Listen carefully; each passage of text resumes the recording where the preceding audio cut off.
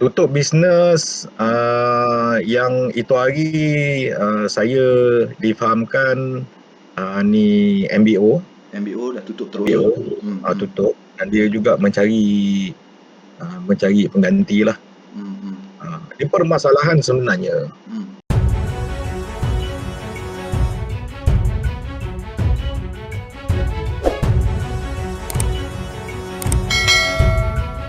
Bismillahirrahmanirrahim. Terima kasih bertemu lagi dalam program Kopi Kau Show. Alhamdulillah hari ini saya bersama dengan Encik Zahrin Haris, Setiausaha Kehormat PFM, dan juga merangkap CEO Pemodalan Penerbit Filem Malaysia Berhad. Ini orang kuat ni. Maksudnya dulu tuan berapa penggal pegang wajib tayangnya pengerusi? Lama tu kan? Saya berpeluang lah pegang selama 3 penggal lah. 3 penggal menjadi pengurusi skim projek tayang dan ahli perbadanan Finas lah. Saya rasa ahli perbadanan, salah satu ahli perbadanan yang paling lama lah dekat dalam Finas. Betul, sebab itulah saya mencari-cari Encik Zahrin malam ni kan untuk membincangkan kita punya nasib tentang filem-filem Malaysia ni lah. Sebenarnya Encik Zahrin, dah ada sedikit saya interview ramai orang sebelum ni, 2-3 orang terutamanya otak-otak dalam penggiat filem. Mereka ada sedikit kerisauan sebenarnya ke mana nasib filem kita selepas ini. Bukan cerita pasal COVID ni satu hal lah, bencana yang paling ni. Tapi maksudnya bila COVID ni dia menutup semua panggung apa semua. Itu yang bila panggung tutup, ke mana nak dijolokkan filem ni? Kalau OTT, maksudnya dia punya hebatnya filem tu adakah sama ataupun itu bagaimana? Soalan pertama dia, bagaimana nasib nasib filem dan juga panggung wayang kita di Malaysia ni lah. Panggung wayang dulu lah tuan, panggung wayang dulu. Dia macam ni lah Lid. Dia pertama, saya juga berasa simpati lah kepada Pawagam ya. Dan kita kena faham yang mana Pawagam ni adalah salah satu ekosistem dalam industri perfilman itu sendiri. Kalau kita rujuk dulu masa dulu lebih kurang dalam 80 juta emission kemasukan penonton di Pawagam setiap tahun. Betul. Tapi kini kalau kita tengok sekarang ni agak dia punya jumlah tu agak menurun lah, memang menurun yang teruk sangat lah. Tapi selepas arahan kerajaan membuka semula Pawagam, saya lihat rata-ratanya Pawagam telah naik semula pada bulan Mei yang lepas, yang terakhirnya bulan Mei yang lepas. Pawagam baru perniagaan baru nak naik, tapi terpaksa dihentikan semula disebabkan oleh PKP ni, lockdown apa semua kan. Kejap tuan, yang tuan kata menurun tadi tu waktu COVID melanda je, dia graf dia terus turun lah, maksudnya graf dia tu daripada situ graf dia terus turun. Dan lepas tu kembali balik masa dia buka tu, dia nak dapat momentum tu naik, graf tu nak naik balik, lepas tu kena tutup. Itu yang terjadilah kepada industri tu. Dan industri perfilman ni sebenarnya memang especially penerbit filem memang berkait rapat betul lah dengan Pawagam sebagai platform yang pertama dalam industri perfilman ni. Dan kalau kita tengok ya, terus terang lah saya nyatakan, Pawagam pun kesian jugalah saya tengok hutang Pawagam kepada penerbit, pengedar dan lain-lain sudah tentunya banyak pasal mereka dah tak beroperasi, terhenti dan ramai juga yang hilang peluang pekerjaan dalam masa yang sama ada yang maintain lagi gaji mereka dipotong 35%, 65% mengikut jawatan mereka yang ada sekarang ni lah. Itu yang terjadi dengan Pawagam. Namun kalau kita tengok balik, Pawagam di Singapura dan di China tetap beroperasi macam sekarang, macam biasa. Berjalan macam biasa dengan SOP yang ada lah. SOP dia lebih kurang lah macam SOP yang kita ada. Ada penjarakan 1 meter, lepas tu ada seorang duduk dan penjarakan 1 meter dan ada seorang duduk lagi. Dan SOP terakhir yang kerajaan benarkan untuk Pawagam ni 2 orang duduk dan ada penjarakan 1 meter dan 2 orang duduk, asal daripada kumpulan yang sama lah, maksud dia family apa semua, dia boleh buat duduk 2 seat kan. Tapi selepas makluman yang total lockdown ni semuanya terhentilah. Terhentilah kan. Terhenti.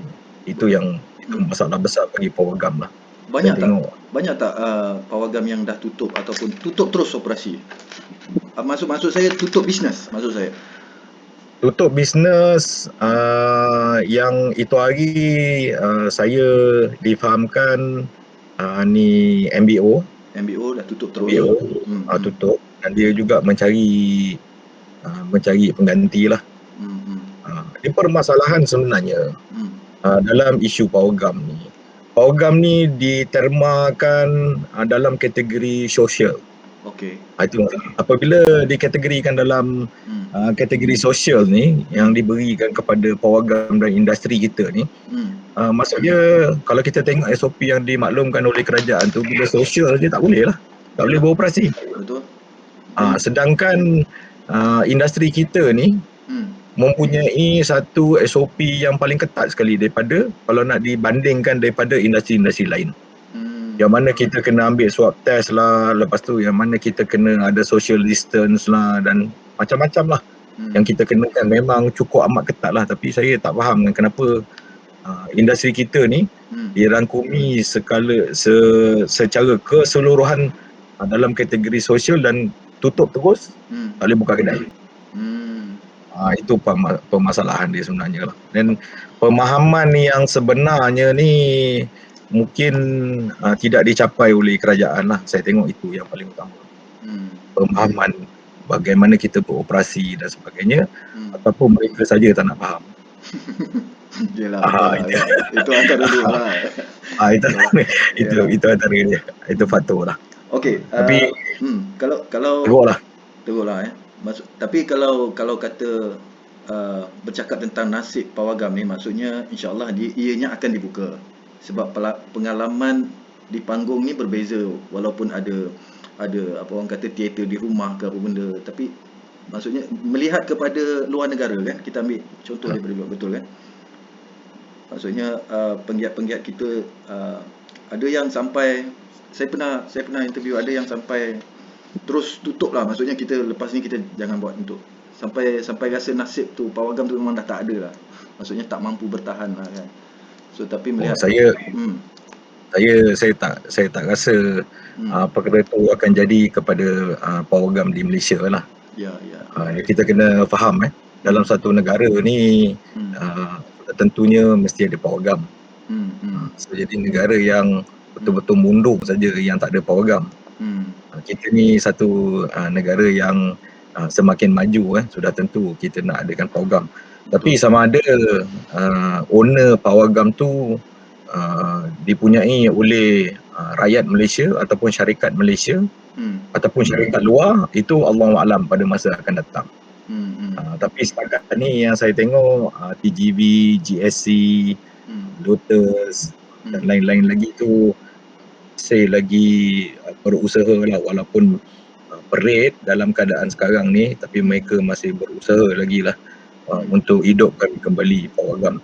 Dan penerbit filem sendiri pun memang memerlukan pawagam tu sendiri. That's why saya sarankan, dan mungkin ramai yang tak setuju dengan apa pandangan saya ni, tapi saya sarankan bantuan daripada kerajaan juga harus bantu pawagam. Betul. Bukan kerana pawagam ni satu public listed company yang besar tidak perlu dibantu, tapi dalam masa yang sama sebenarnya pawagam ni juga terkena impak daripada COVID-19 dan daripada PKP, lockdown dan sebagainya. Bukan kerajaan membantu daripada segi membiayai pawagam tu sendiri, bukan, itu bukan maksud saya. Macam mana cara untuk bantu pawagam? Kita bantu pawagam apabila pawagam tu tutup, mungkin sanitization untuk sanitize pawagam tu kembali, peruntukan tu perlu ada. Mungkin untuk pembersihan dan sebagainya, itu perlu ada. So, jadi bantuan-bantuan sebegini yang kerajaan perlu adakan untuk pawagam. Bukan pawagam untuk beroperasi, bantu operasi untuk menghidupkan pawagam tu sendiri.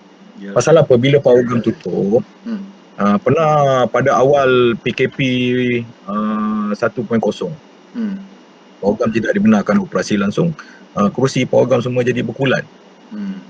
Betul, betul. So jadi kena tak ada orang duduk. Operation aircon tak dibuka dan sebagainya. Because macam rumah kita lah. Kita tak duduk kat rumah tu akan jadi berabuk dan sebagainya. Sama juga dengan pawagam. So jadi bantuan-bantuan macam ni lah yang kita kena perlu beri keutamaan daripada pawagam.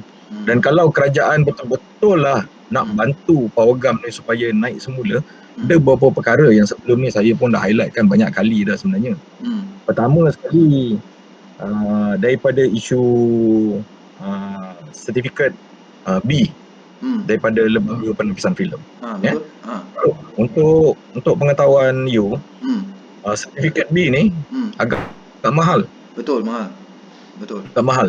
1 minit lebih kurang dalam RM2.80 dan dikalikan berapa panjang durasi filem tu. Dan berapa lah. Dan kalikan balik berapa pawagam yang akan dimainkan. Kalau 100 pawagam, tak RM60,000, RM70,000 advance payment kepada kerajaan sebelum cerita tu ditayangkan. Itu wajib. So jadi kalau boleh sementara waktu ni kerajaan kalau betul-betul nak bantu, itu saya rasa perlu dimansuhkan lah sementara.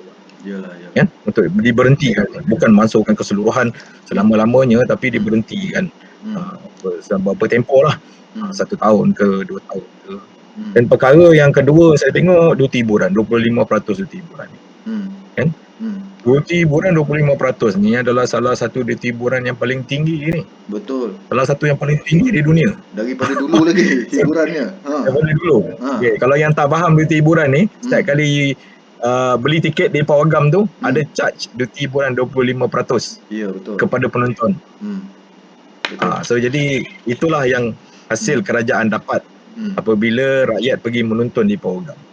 Dan jumlah keseluruhan kalau ikutkan jumlah dulu lebih kurang dalam almost 1 bilion setiap tahun. Setiap tahun Setiap tahun 1 bilion. Oh, banyak. So jadi kalau 1 bilion dikalikan 25%, itulah hasil daripada kerajaan yang dapat. Yalah, betul. So jadi perkara-perkara macam ni lah kalau boleh kan, kerajaan ketepikan dulu. Dan lagi satu, kalau boleh lah, yang mana filem-filem yang terkena dengan impak PKP ni, masa tarikh komponen PKP, yang mana pengedar ataupun pemamer yang telah bayar cert fee kepada LPF, tiba-tiba saja lockdown dan dah bayar advance dulu, pulanglah balik. Betul. Pasal cerita tu pun tak dapat ditayangkan. Betul. So kesian. Ini semua bisnes yang amat merugikan lah. Memang teruk sangat lah kalau nak dibandingkan daripada peniaga-peniaga lain kan. Peniaga filem ni sebenarnya dia indah khabar dari rupa sebenarnya. risiko yang amat tinggi kan. Dia risiko ada yang kena faham benda tu, yang betul-betul buat dia teguh dan baru boleh duduk lah. Kalau tidak terutamanya penggiat filem tempatan sendiri, kita boleh nampak batu berat saja lagi yang tinggal. So jadi kerajaan kita faham, saya nampak macam itu. Okey, itu saranan pada kerajaan tentang situasi panggung. Bagi penggiat pula. Bagi penggiat sudah tentulah hati pun orang kata ini apalah nasib ni kan. Maksudnya nak buat filem ke, boleh buat ke tak boleh buat. Satu lagi, kita takut bila keadaan macam ni, funder pun tak nak dekat lah. Bila funder tak nak dekat, jadi penggiat akan tak ada kerja. So benda-benda macam tu yang penggiat dah mula risau apa semua. Pandangan apa ni Cik Zarin? Okey, pada penggiat filem ataupun penerbit filem lah, ataupun luar filem lah, dah tentulah apabila lockdown ini berlaku, perkara ini sudah tentu terjejas lah. Betul. Lagi-lagi setiap kali SOP yang dikeluarkan oleh kerajaan tu sentiasa berubah-ubah. Betul. Saya sendiri pernah menghadiri mesyuarat bersama Kementerian Komunikasi dan Kementerian Kesihatan, MKN dan sebagainya. Dan kita telah capai satu kata setuju lah nak cerita. Sekiranya PKP ni SOP yang telah ditetapkan. Kalau PKPP ini SOP yang ditetapkan. PKPB ini telah ditetapkan, tapi benda tu tak menjadi. SOP tu sentiasa tukar. Kejap boleh syuting dekat rumah, sekejap tak boleh, lepas tu kejap dalam studio, dan benda tu semua bukannya solution, sebenarnya memang menyusahkan semualah.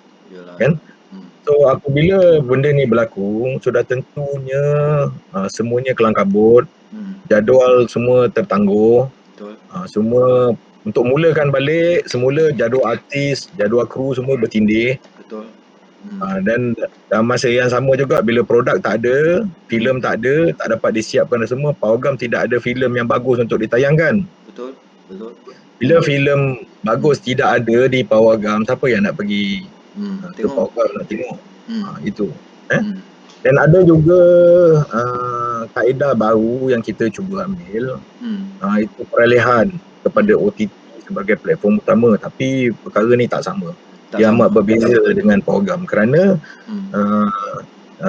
terus terang saya nyatakan kat sini, satu tiket lebih kurang RM12 ke RM16 dengan pembelian di OTT RM16 ke ataupun berapa ringgit ke, boleh ramai-ramai tengok, benda tu tak sama. Dan suasana yang experience yang kita ada di Pawagam memang totally tak sama. Layar perak ni lebih besar dan experience yang kita dapat ni memang totally different lah. Betul. Kan? So jadi oleh kerana benda-benda ni berlaku, balik pada you punya persoalan tadi, terjejas atau tidak, penerbit sekarang ni dah mula tidak berani mengeluarkan bajet berskala besar dalam penerbitan filem. Kalau you tengok yang ada sekarang ni semua pun yang keluarkan bajet-bajet semua macam cerita drama, komedi, hantu. Ini filem-filem yang skala rendah lah. Dia bukan action dan sebagainya lah. Itu yang terjadi lah. Senario tu bertukar kan. Betul. Perkara ni kita tak boleh nak nafikan lah. Dan sekarang ni peruntukan daripada kerajaan pun yang membantu pun semua bajet yang kecil-kecil saja. Tak ada yang besar-besar. Tak ada yang besar-besar kan. Akhirnya ke manakah filem kita? Ya, itu yang risau tu. Jadi saya rasa kalau yalah satu hari pasca Covid akan sampai, insyaAllah Covid akan kita dapat solve. Jadi penggiat filem masih ada peluang, masih ada ruang, tapi masih lagi perlukan masa lah. Saya rasa lah perlukan masa untuk berubah, untuk dapat balik seperti dulu. Okey, Cik Zarin, soalan yang terakhir, dah dekat 16 minit, Alhamdulillah.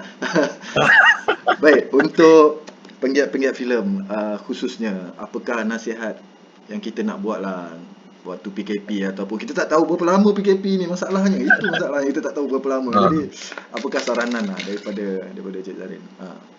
Okey, sebagai penerbit Ya, sebagai penerbit. Sebagai penerbit. Okey. Pertama sekali, sudah tentunya kita tak boleh duduk diam lah. Kita ni manusia biasa kita dah biasa bekerja keras dan sebagainya. Kalau kita duduk kat rumah, kita jadi tepu. Dan saya sendiri busykan diri saya dengan ilmu-ilmu yang ada atau belajar lagi melalui YouTube dan sebagainya, buat editing dan sebagainya, dan saya sendiri buat sendiri. Dan saya belajar satu benda yang baru lah, ambil kesempatan masa yang ada. Sebagai wakil PFM, saya sentiasa cuba juga menghubungi lah kementerian, agensi kerajaan berkenaan dengan harapan industri dapat digerakkan semula lah supaya semua dapat gerak semula lah kan. Betul. Itu yang saya punya ni. Tapi ada juga yang perkara-perkara yang mungkin penerbit boleh lakukan dalam masa sekarang. Mencari skrip-skrip baru ke daripada scriptwriter seperti yang lain, cari konten yang bagus dan sebagainya. Yang paling penting sekali, yang mana projek yang pernah dijalankan sebelum ni tiba terkandas kan. Penerbit sendiri kena bijak lah menyusun jadual penggambaran. Contoh macam sekarang ni kita dah tahu nak dekat ujung bulan bulan 6 ni bulan 7 akan datang nak dekat Raya Haji.